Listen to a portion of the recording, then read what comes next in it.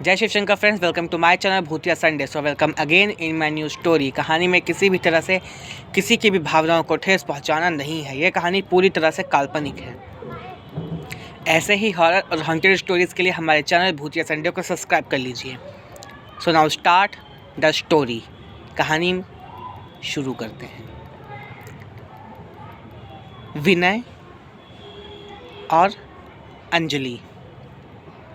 विनय अंजलि दोनों की arrange marriage हुई और अभी फ़िलहाल बहुत जल्द ही शादी को कुछ दिन ही हुए थे।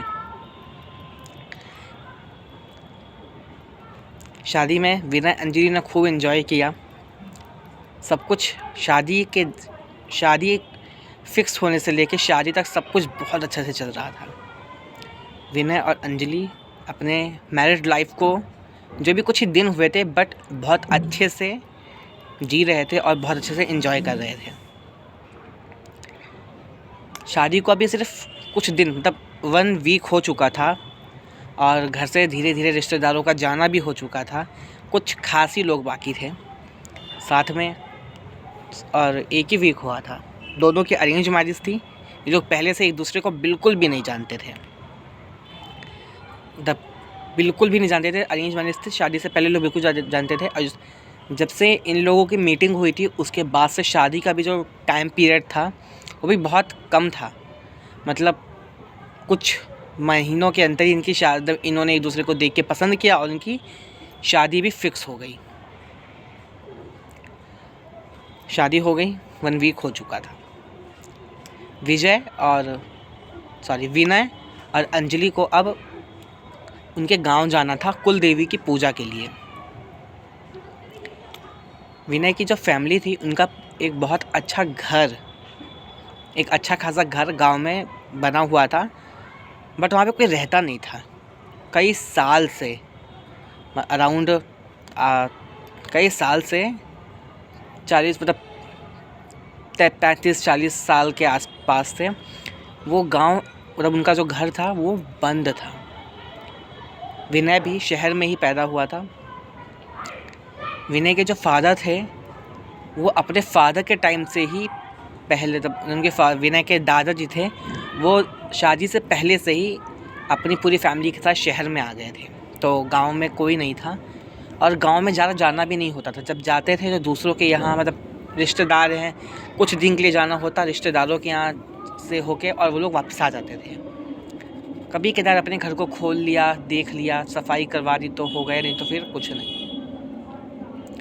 बट विनय की जो मॉम थी उनकी काफ़ी इच्छा थी कि जो उनका घर हैगा वहाँ पे उन्होंने अपना मतलब अपनी शादी की रस्मों को या फिर कुछ भी वहाँ पे देखा नहीं, कुछ भी किया नहीं। बट उनके बेटा और जो उनके डॉक्टर इन लोगों की बहू हैं वो वहाँ पे काफ़ी चीज़ें करें। और विनय के फादर का एक बहुत अच्छा बिजनेस चल रहा था। शादी के बाद सडनली बिजनेस पे कुछ बहुत ज़्यादा काम आ गया बिकॉज शादी के इसमें टाइम में वो अपने बिजनेस पे बिल्कुल भी ध्यान नहीं दे पाए थे। तो विनय की बहुत छोटी फैमिली थी। विनय के फादर, मदर, विनय की एक छोटी बहन और विनय, बस 4 लोगों का फैमिली थी। उनके फादर का बिजनेस और विनय की जॉब, वो लोग ये करते थे। और विनय की जो बहन थी वो भी पढ़ाई कर रही थी। विनय की जो मॉम थी वो चाहती थी कि विनय और ताऊ जी ये सब बहुत सारे लोग होते हैं बट ये लोग अपना अपना सेपरेट रहते थे। तो सब अलग अलग दूरी थोड़ी पे कुछ दूरी पे डिस्टेंस पे सब रहते थे। विनय की जो मदर थी वो चाहती थी कि कुल देवी की पूजा विनय उनके जो गांव का घर है वहाँ पे जाके करें। विनय और उसकी जो वाइफ है वो गांव में जाके करें कुल देवी की पूजा। वो लोग गांव में जाके करेंगे। तो वो सबसे बोलती हैं कि इन दोनों को जो पूजा है वो वहीं करनी चाहिए और प्लीज़ तब मेरी एक रिक्वेस्ट है आप लोग इसको ज़रूर ध्यान दें। तो सब कोई बोलते हैं ठीक है। विनय के ताऊ जी, ताई जी, विनय के दादा दादी भी थे, मतलब वो ताऊ जी ताई जी के साथ रहते थे। तो सब बोलते हैं ठीक है, दोनों को मतलब जाने दो। फिर बोलते हैं कि ये दोनों अकेले कैसे कुल देवी की पूजा करेंगे, मतलब घर हमारा बंद है कई साल से। घर की साफ़ सफाई से रिलेटेड इनका रहना खाना पीना सब कैसे होगा। और विनय के जो फादर होते हैं वो बोलते हैं कि मैं तो नहीं जा सकता अभी, मेरे पास बहुत काम है, मेरा पूरा पूरा बिजनेस जो है सफ़र कर रहा है। काफ़ी टाइम से काफ़ी सारी मीटिंग्स, काफ़ी सारी चीज़ें पेंडिंग पड़ी हुई हैं। विनय के जो ताऊ जी थे वो भी एक गवर्नमेंट ऑफिसर थे, वो कहे कि मेरा भी जाना नहीं हो पाएगा, अभी काफ़ी काम है। और विनय की ताई जी भी नहीं जा सकती, उनके हस्बैंड नहीं जा रहे, इसलिए सबका कोई ना कोई एक्सक्यूज़ था कि मतलब कोई नहीं जा सकते। विनय सोचता है कि काम करते हैं, मतलब विनय की जो मॉम होती है वो सोचती हैं और बोलती हैं कि विनय और अंजलि और विनय की बहन सुप्रिया, ये 3 लोग चले जाएं और ये 3 लोग हो जाएं। और विनय के जो ताऊ जी थे उनके भी बच्चे थे, मतलब विनय के भाई बहन थे, उनमें से कुछ लोग चले जाएं, ये बच्चे भी चले जाएंगे और सब कुछ अच्छे से क्या कहते हैं हम यहाँ से तैयारी करवा देंगे। तो हमारे कुछ रिश्तेदार रिलेटिव्स हैं वहाँ पे, गांव के लोग हैं, उनसे हम बात कर लेंगे और वो सब करवा देंगे, कोई प्रॉब्लम नहीं होनी चाहिए। बट मैं चाहती हूँ कि कुलदेवी की पूजा कुलदेवी के मंदिर में ही हो, गांव में, और जो अनुष्ठान घर पे होना है वो अनुष्ठान घर पे ही हो। सब तैयार हो जाता है कि चलो ठीक है, जो भी करना है जल्दी जल्दी करो, ये लोग जल्दी से आएँ, क्योंकि विनय को भी अपनी जॉब को कंटिन्यू करना था घर में, क्योंकि कुछ खासी लोग बाकी थे, जैसे चाचा जी, ताऊ जी और विनय की फैमिली, बुआ वगैरह, यही सब बाकी थे बस। उसी रात विनय की जो मॉम होती है वो गांव में फ़ोन करती हैं और उनके जो रिश्तेदार होते हैं उनको कुछ पैसे भिजवाती हैं और पूरे घर को पूरा डीप क्लीन करवाती हैं, बहुत अच्छे से साफ़ करवाती हैं। वहाँ पे काफ़ी कुछ मतलब सब कुछ अच्छे से करवाती हैं और काफ़ी सारा सामान भी सेट करवाती हैं उन सब बच्चों के लिए, और खाने पीने का बाकी सारी चीज़ें थी। और मंदिर और उनकी जो कुल देवी के मंदिर के जो पंडित जी थे उनको भी बोलती कि बच्चे आ रहे हैं पंडित जी और हम लोग नहीं आ पाएंगे, प्लीज़ आप जो है वो सब कुछ देख के पूजा करवा देना अच्छे से, और घर के में जो अनुष्ठान होगा कुल देवी का वो भी करवा देना। पंडित जी बोलते कि काफ़ी सालों से आपके घर में कोई अनुष्ठान नहीं हुआ है, तो पहले घर की शुद्धि करेंगे हम, उसके बाद ही फिर दोबारा कुल देवी का अनुष्ठान वहाँ पे होगा। बोलते हैं कि ठीक है पंडित जी, आपको जो करना है आप कर लीजिए, आपको मैं पैसे भिजवा सकती हूँ, मैं तो नहीं आ पाऊँगी, और आप शुद्धि पहले कर दीजिए ताकि बच्चे जाएं और कुल देवी की पूजा हो जाए और ये लोग आ जाएं, क्योंकि ये लोग ज़्यादा दिन नहीं रुकेंगे, 2 या 3 दिन ही रुक पाएंगे बस। एक छोटी सी मिनी बस बुक कराई जाती है इन लोगों के लिए, लोग उसी से जा रहे थे, क्योंकि काफ़ी तब सब कुछ बच्चों को लेकर काफ़ी लोग हो गए थे, मतलब बच्चे भी नहीं, सारे टीनेज यंग थे, विनय के भाई बहन सबको लेके काफ़ी लोग हो गए थे अब। तो मिनी बस इनके लिए बुक कर दी जाती है और ये लोग अपने गांव के लिए चले जाते हैं। ये लोग गांव के लिए जाते हैं, इतने बीच में ही वहाँ पे जो पंडित थे वो घर की शुद्धि कर देते हैं, घर की सारी साफ़ सफाई वगैरह सब कुछ ऑल डन, सब कुछ हो जाता है, खाने पीने का चीज़ वगैरह सब कुछ सेट कर देते हैं उनके जो रिश्तेदार होते हैं।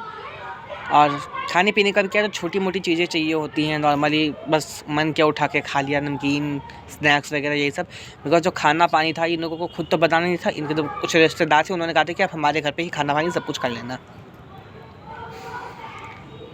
सब कुछ हो गया, ये लोग गांव आ जाते हैं अनुष्ठान के दिन, गांव आ गए, सॉरी अनुष्ठान के लिए गांव आ जाते हैं और सबसे मिलते हैं। विनय की वाइफ अंजलि के लिए सब कुछ बहुत नया नया होता है, बिकॉज वो कभी भी गांव नहीं गई थी। अंजलि भी हमेशा से ही शहर में रही है, और बचपन में कभी अपनी नानी के यहाँ गई थी, बट नानी के डेथ के बाद वो गांव ही नहीं गई। जब से उसकी नानी की डेथ हुई वो लोग बिल्कुल भी अंजलि अपने गांव नहीं गई या कभी वो गांव देखी, तो उसके लिए सब कुछ बहुत अच्छा, बहुत इंटरेस्टिंग था। अब पंडित जी बताते हैं कि अनुष्ठान को पूरा करने के लिए कुल देवी की पूजा नेक्स्ट डे मॉर्निंग होगी। ये लोग जब ये लोग दोपहर तक पहुँच गए थे, बताते हैं कि कल सुबह कुल देवी के मंदिर में कुल देवी की पूजा होगी और विनय को जो वस्त्र हम देंगे वही पहनना होगा। मतलब वो कहते हैं कि ये लीजिए विनय, ये आपके लिए, मतलब विनय और उसकी वाइफ दोनों को कहते हैं कि विनय को दिया जाता है धोती दी जाती है कि आप ये पहनोगे और कोई दूसरा वस्त्र नहीं पहनोगे जो कि सिला हो। विनय के जो वाइफ होते हैं उनको बोलते हैं कि आप एकदम एक दुल्हन की तरह तैयार होंगी, आपका सब कुछ लाल होगा, साड़ी चूड़ी बिंदी सब जो भी आपका हैगा सारा ये सब रेड होगा, एकदम रेड। और जो बाकी थे कहा कि आप लोगों को भी येलो या रेड यही पहनना है और इसके अलावा कोई कलर नहीं। विनय को भी येलो कलर की धोती दी जाती है कि आप यही पहनोगे, उसके बाद आपको हम मंदिर में ही पूजा के वक्त ही कुछ और चीज़ें देंगे, आप उस टाइम पर उदाहरण पहनोगे। और पूजा में आने से पहले विनय को जो गांव की नदी है उस नदी से जल भर के लेके आना होगा, पूजा में वो इस्तेमाल होगा। और जो गांव का जंगल है वहीं पे ही एक गांव का जंगल है, वहाँ से कुछ लकड़ियाँ लानी होगी जो कि हवन में इस्तेमाल होगी, और वो लकड़ियाँ आम की ही लानी होगी जो आम का पेड़ जंगल में देख के, जंगल में था आम का पेड़, सब कुछ था। तो और दोनों को पानी भी नहीं पीना होगा ब्रह्म मुहूर्त के बाद। सब कहते ठीक है, ऑल डन। सुबह नेक्स्ट डे ब्रह्म मुहूर्त के टाइम पे ही पानी भी नहीं पीना, तो सबके उड़ जाते हैं, प्रिपरेशन करते हैं, अब सब तैयार होते हैं, क्योंकि अंजलि को काफ़ी अच्छे से तैयार होना था और विनय को सिर्फ धोती पहन के और जाना था सामान लाने के लिए।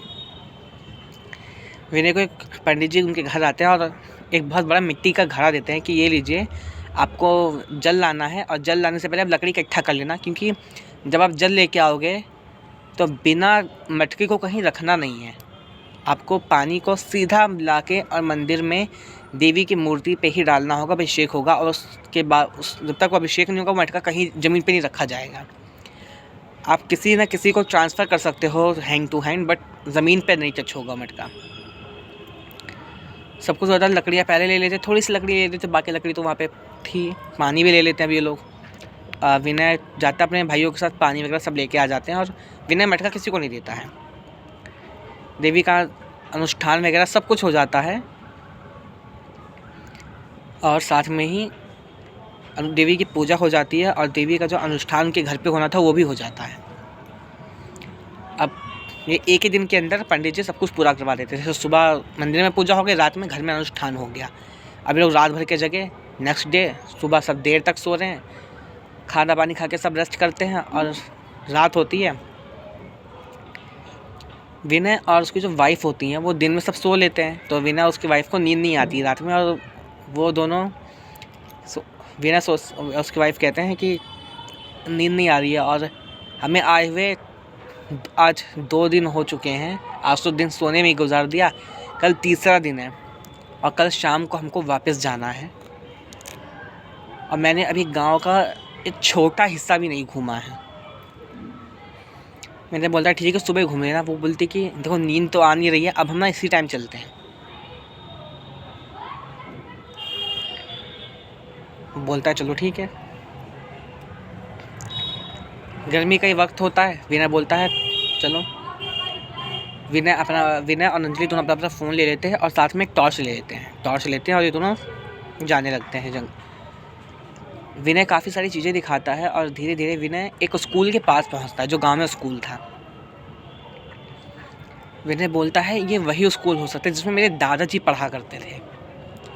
ये मेरे पापा की स्कूलिंग भी शहर में ही हुई है, और मेरी भी शहर में हुई है। मेरे दादाजी ही सिर्फ इस गांव में शायद पढ़े होंगे, मतलब उन्होंने पढ़ाई करी होगी, या उनके ताऊजी ही। अंजलि कहती है कि एक काम करते हैं ना, हम चलते हैं अंदर। मैंने बोलता है कैसे जाएंगे, देख रही कितना बड़ा ताला लगा है। बोलते ठीक से देखो, ताला खुला हुआ हैगा, ताला बंद नहीं है। बोलता क्या? तो ताला सच में ही लॉक नहीं था, सिर्फ ऐसे फंसाया हुआ था, गेट पे जंजीर लपेट के और सिर्फ फंसाया हुआ था ताला। वो तुरंत ताला हटा के जंजीर को खोलते हैं और दोनों अंदर चले जाते हैं। मैंने बताया कि मेरे दादाजी इस स्कूल से रिलेटेड बहुत सारी चीज़ें बताते थे कि स्कूल ऐसा है वैसा है। काफ़ी दूर तक ये लोग घूम के आते, पूरा स्कूल घूम लेते हैं। स्कूल घूम के, और स्कूल के से पीछे थोड़ा दूर पे ही एक कुआं था। विनय की वाइफ अंजलि बोलती है कि वो देखो ये कुआं भी, हम लोग वहाँ भी चलते हैं, घूम के आते हैं। विनय बोलता है क्या कुआं देखने जाओगे तुम भी, सुबह देख लेना, अब चलो चलते हैं वापस, हम किसी को बता के नहीं आए हैं। सब बोलते हैं चले जाओ। तो सॉरी सब कह रहा हूँ, विनय की वाइफ बोले चलो ना चलो। ये कहते विनय कहते चलो ठीक है। स्कूल से लोग बाहर निकलते हैं और गेट को वैसे बंद कर देते हैं, जंजीर वगैरह लपेट देते हैं।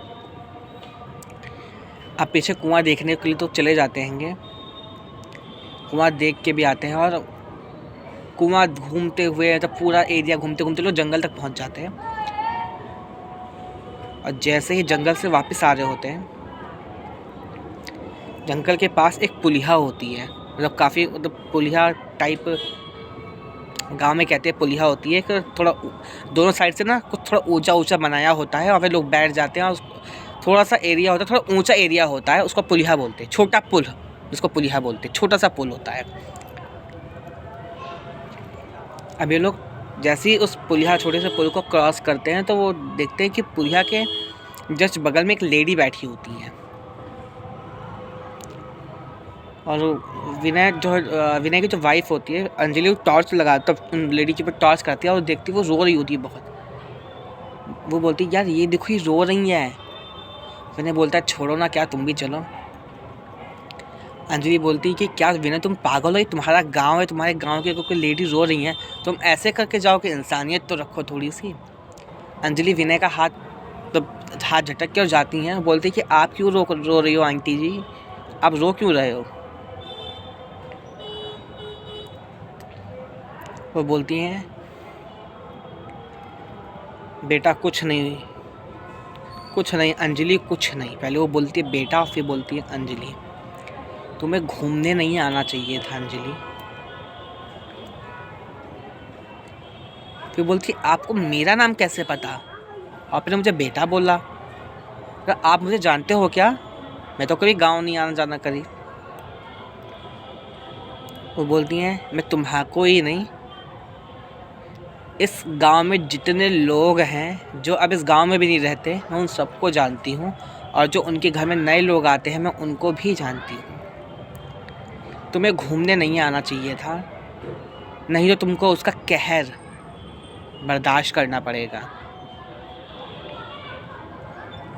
अंजलि बोलती किसका कहर, आप क्या कह रहे हो, आप पहले तो रोना बंद कीजिए और चलिए।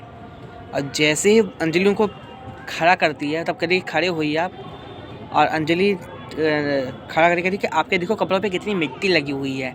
और वो जैसी टॉर्च ऊपर से नीचे करती है, देखती है तो उस लेडी के पैर उल्टे थे। वो बहुत डर जाती है, वो सोचती कि वो मतलब उसके मन में आता है कि मैं वो बहुत एकदम चौंक जाती कि उल्टे पैर। फिर उसके ध्यान में आता है कि मेरी मम्मी कहती है कि उल्टे पैर सिर्फ चुड़ैल के होते हैं।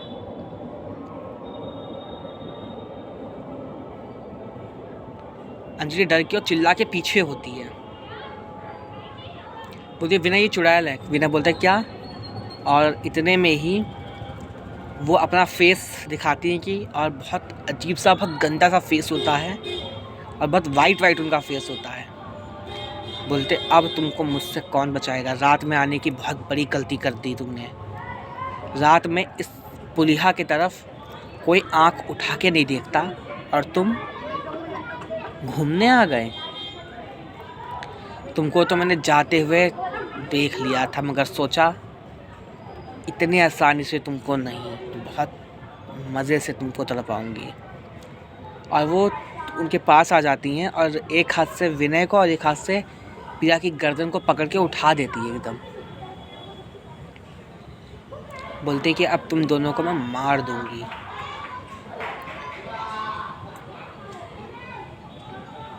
जैसे ही विनय बोलता है कि मैं मार देगी, वैसे ही विनय बोलता है हे भगवान, हे महादेव बचाइए हमें। जैसे ही वो महादेव बोलता है तैसे ही वो चुड़ैल वहाँ से गायब हो जाती है और वो दोनों तुरंत नीचे गिर जाते हैं। और वो दोनों तुरंत वहाँ से टॉर्च उठाते हैं और तुरंत भाग जाते हैं और घर पहुँच के चुपचाप लेट जाते हैं। और दोनों बहुत डरे होते हैं, किसी से कुछ नहीं बोलते रात में वो। और सुबह होते वो सबको बताते हैं कि हमारे साथ ऐसा ऐसा हुआ। सब बताते हैं कि तुम गए क्यों थे। वहाँ पे बहुत टाइम से एक चुड़ैल रहती है जो सबको बहुत परेशान कर रही है, उसका कोई निवारण नहीं मिल रहा कि वहाँ से उसको भेज दिया जाए। वहाँ पे एक लेडी की डेथ हो गई थी बाय एक्सीडेंट। तब से वो वहाँ पे रहती है और हर किसी को बहुत परेशान करती है, मार देती है। ये कहानी यहाँ ख़त्म होती है। तब तक कहानी कैसी लगी कमेंट्स में ज़रूर बताइएगा, और नई कहानी के लिए मिलते हैं नेक्स्ट संडे। तब तक के लिए बाय।